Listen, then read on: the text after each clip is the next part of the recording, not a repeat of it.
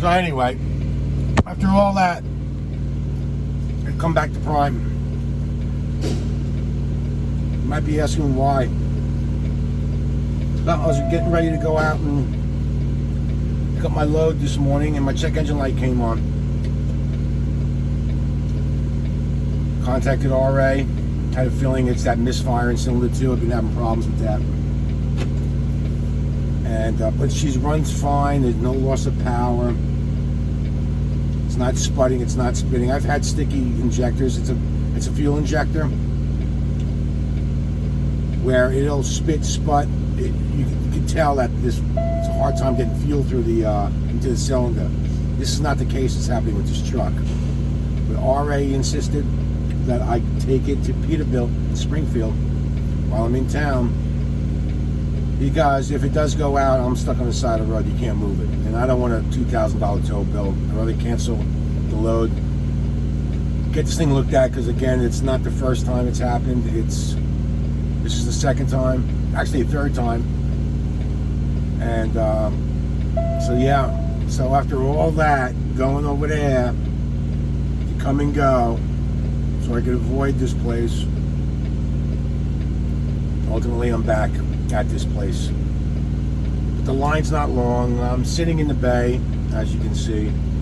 No one's waiting on me. And yeah, so that's what's going on. I'm going to Peterbilt. So I got a reference number.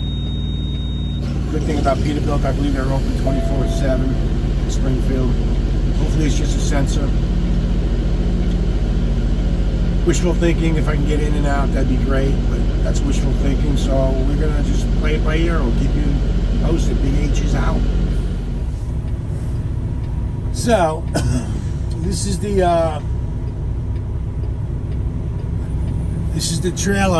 trailers that I believe he told me to put it up here at the top. I think these are where all the dead trailers are. There's a lot of trailers, he said, inbound said, that need attention.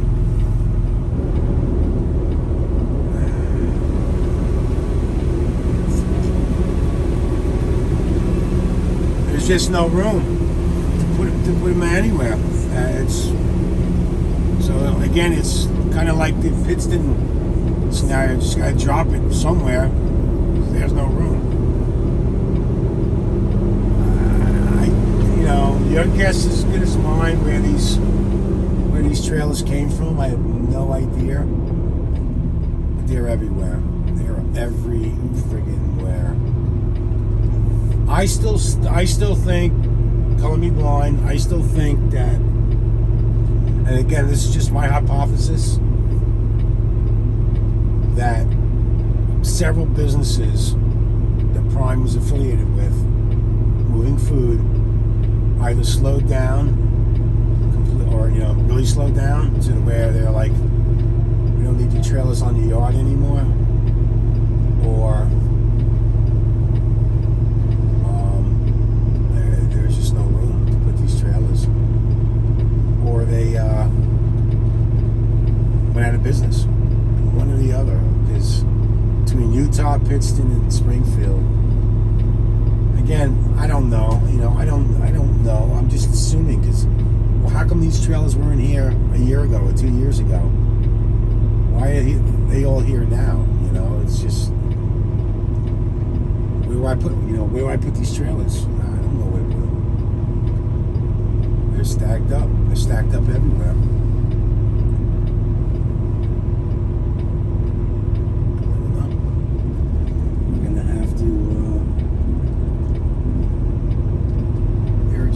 Trailers.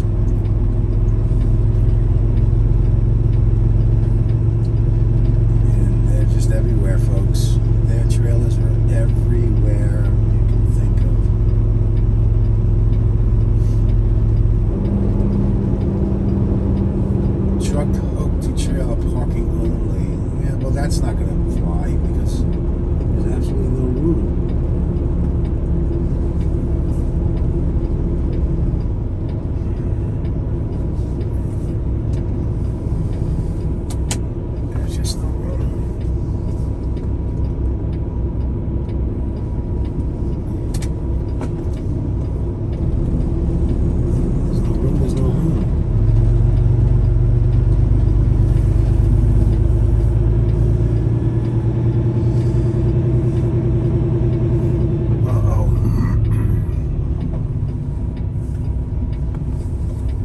close. Wowzer. Yeah, you can't even hardly move around in this yard. Yesterday when I walked through this place, because I took a walk from Come and Go to the Prime Yard, there was some spots. They told me to put it up top, but there's no room up top. As you can see, everything was all jammed up. These are all, looks like loaded trailers. This is where she's going to sit. I'm sorry, but there's no room. And again, that's just getting back to my hypothesis. I mean, look at this. It's just jammed up. Again, my hypothesis is just a hypothesis.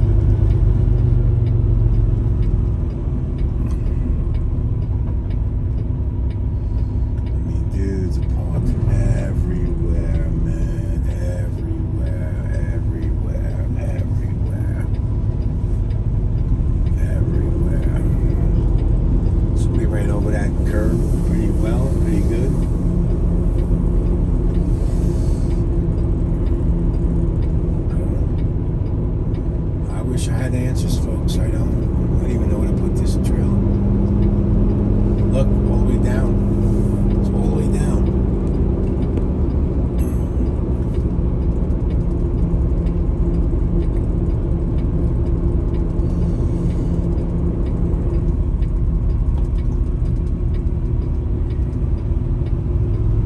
You know, I don't like putting them in front of trucks that are trying to pull out. That's ridiculous. I'm gonna put it right there. I'm sorry, folks, but nothing I can do. Now, some of these got seals on them and stuff, so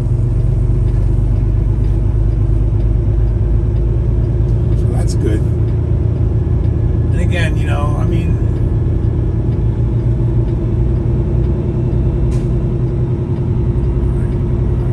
where all these trails have come from is beyond my comprehension. I don't know.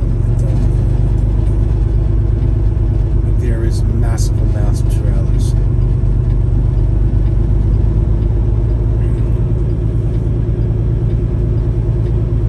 Now I'm just sitting here going in circles because I don't know where I'm going.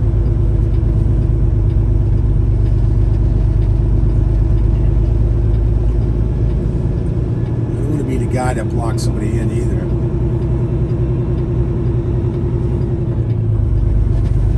Nice Peterbilt. 21, right? Yeah. It's beautiful. University of Florida. Nice truck, buddy. Nice truck.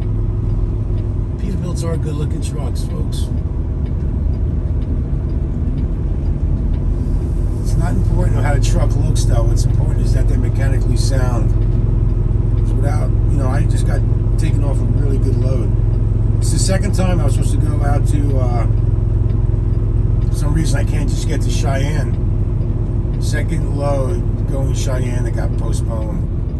Well, one because the load got canceled by the, I guess, the 90.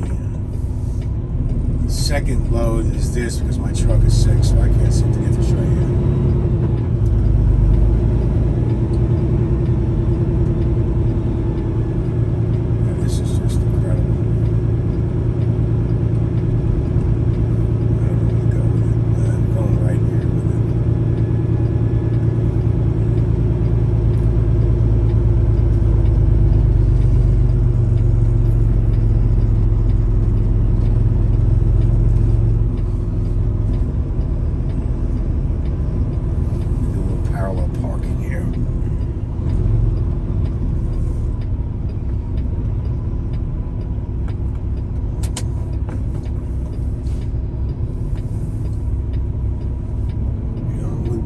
When stuff happens on the downtime, down markets, man, it's devastating. It really is devastating to anybody, any company.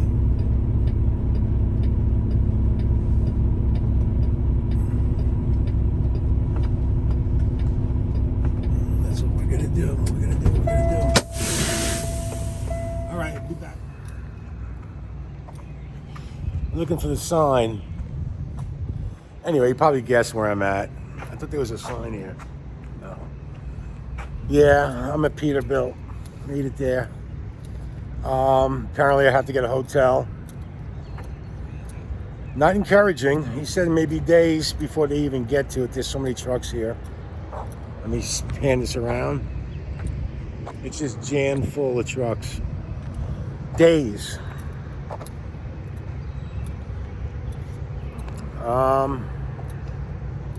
And he said on top of that, he goes, the new truck's having nothing but problems with the cylinder misfire. It's like, I know I'm speaking to nobody and it's complaining, but how the fuck do you build a truck in this time, this day and age, that has these problems, constant problems? I mean, what is it? What is it with these companies that build these trucks and it's just the same sensors, the same misfires that happen? Well, I just don't understand, like, how this can take place in this day and age. I mean, there's nobody to blame. Somebody to blame, but you can't blame the workers here, you know? I mean, as frustrating as it is. So I'm gonna hang out in the truck today. If they don't get to it today, then I'll grab a hotel. But I'm stuck. He said you probably ain't gonna get even looked at till Monday, and he goes, if it's an engine flush, it's gonna take a little bit of time. I'm like, flush engine, what?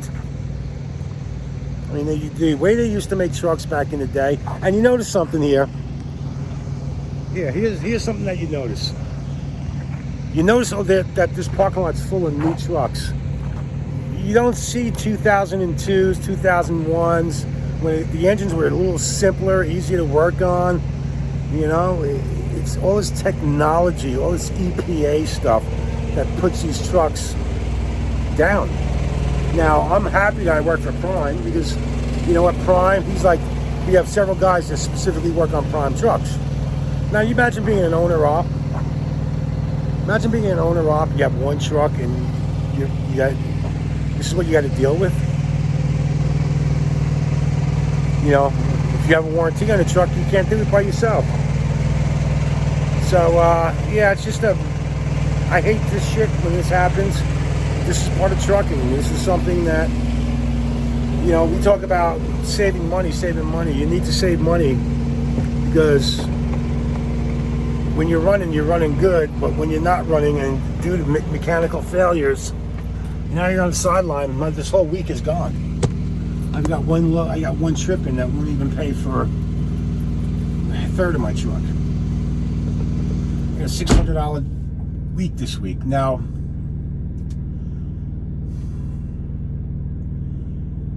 it just boggles my mind that trucks in this day and age today encounter these problems all the time. And again, it's all on new trucks, which I'm about to purchase. Which kind of makes me terrified that he's saying there's a lot. He goes, oh, it sounds like a new truck. I said, no, it's a 21. I go, what's the problem with the new trucks? He goes, a lot of trucks are having that cylinder misfire, and they don't know why. It's not a bad injector. It comes down to sensors. But it seems like every year they put out a truck, there's always something wrong with it. There's this huge, vast amounts of problems with it. Nothing gets done. So anyway, we're just going to chill out here today and probably get a hotel tomorrow at the Oasis and yeah, walk around Springfield for a few days, I guess. It sucks. It sucks. But again, this is all part of trucking. It's not the downtime. I don't like being on the road when this shit happens. But it does. It happens. And I asked him, I said, is there any chance somebody can look at it today? He's like, probably not. Probably not till Monday. So they're open 24/7, but they only have a skeleton crew. Which means maybe 2-3 guys. So And there's no room to put these trucks. That's the other thing too. It's just so jammed up. But you know what? You gotta look at the other side of the coin too. I was able to dump my trailer. I didn't get stuck on the side of the road. And I'm sitting in the parking lot of Peterbilt. So I just wish this stuff didn't happen. And again, I'll tell you, I don't feel any misfires happening in my truck. It runs good, runs smooth.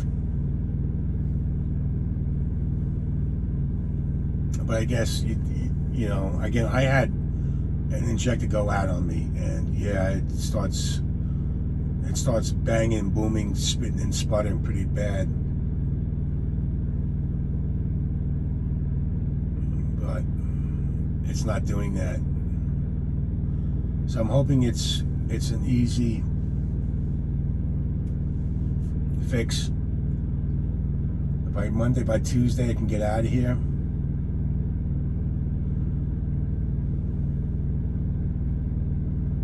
So in the meantime, it's hang out and do nothing. All right, folks, be good.